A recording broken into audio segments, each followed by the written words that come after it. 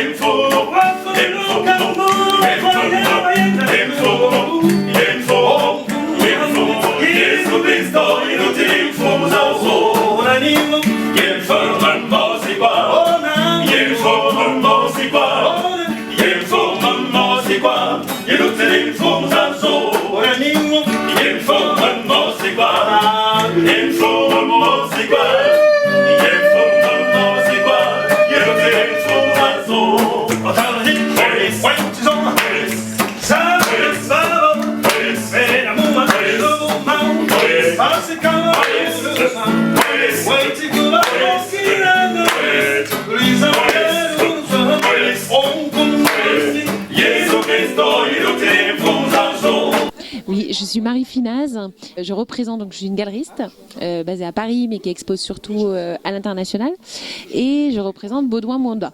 J'ai découvert le travail de Baudouin par la sapologie, en voyant son projet de la sapologie, et j'ai trouvé que c'était un très beau vecteur aussi de communication sur le Congo, sur l'Afrique en général, et que l'œil de Baudouin était vraiment très juste et très esthétique, et en même temps très révélateur, et une sorte de révélateur de la sape. Je trouvais qu'il accompagnait bien la sape, et donc je trouvais ça intéressant de la montrer à Paris, et après j'espère l'emmener à Londres et à New York, et peut-être au Japon.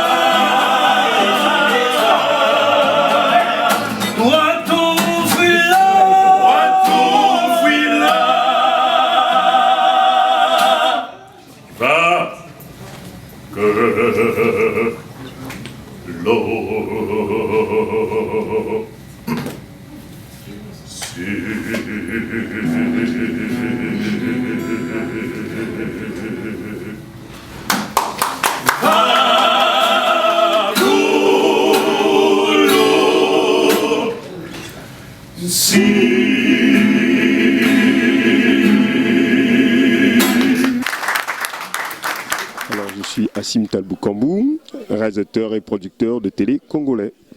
Aujourd'hui, nous sommes à l'exposition de Baudouin Mwanda sur les sapeurs de Bas-Congo.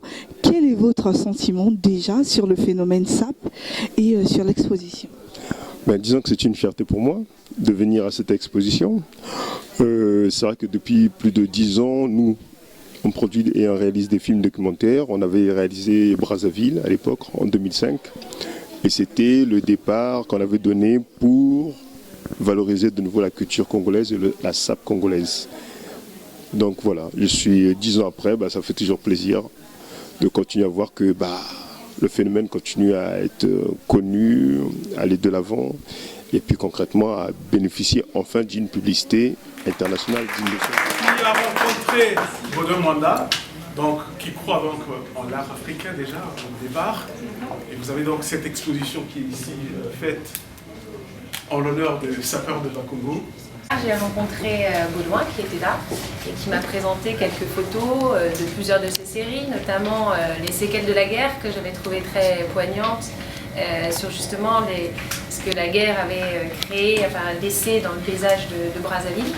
Et ensuite il m'a parlé de sa série des sapeurs qu'il avait donc commencé en 2008 et qu'il poursuit aussi aujourd'hui parce que quand par exemple Stromae est le passage au pays, il le prend aussi en photo. Donc c'est une série qui s'étend dans le temps et ça m'a plu de présenter cette série là à Paris et de la présenter bientôt à Londres et à New York.